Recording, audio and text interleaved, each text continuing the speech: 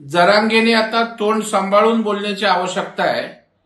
मराठा समाजाला जे आरक्षण पाहिजे होतं ते सरकारने दिलेलं आहे। आता नेमकं जरांगेला काय हवंय?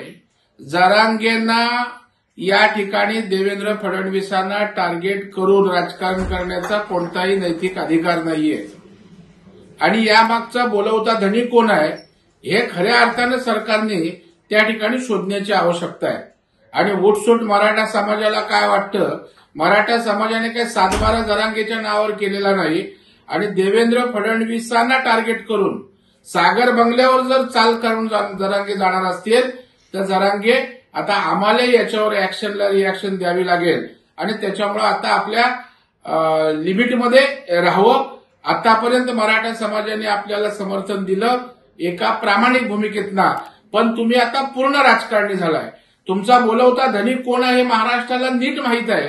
ज्याने आपल्या आयुष्यात हयातीत मराठा आरक्षण दिलं नाही ते आता या ठिकाणी तुमच्या माध्यमातून काहीतरी देवेंद्रजींना टार्गेट करण्याचा प्रयत्न आहे।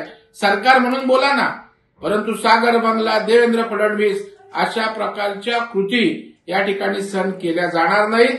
आता त्यांना फ्रस्ट्रेशन आलंय आणि फ्रस्ट्रेशन पोटी आता टोकाची भाषा जरांगे या ठिकाणी करायला लागलेले आहेत। मला वाटतं सरकारने, गृह खात्याने याची दखल घ्यावी, नाहीतर त्या ठिकाणी आम्हालाही सागर बंगल्यावर जशाच तसं उत्तर द्यायला थांबावं लागेल।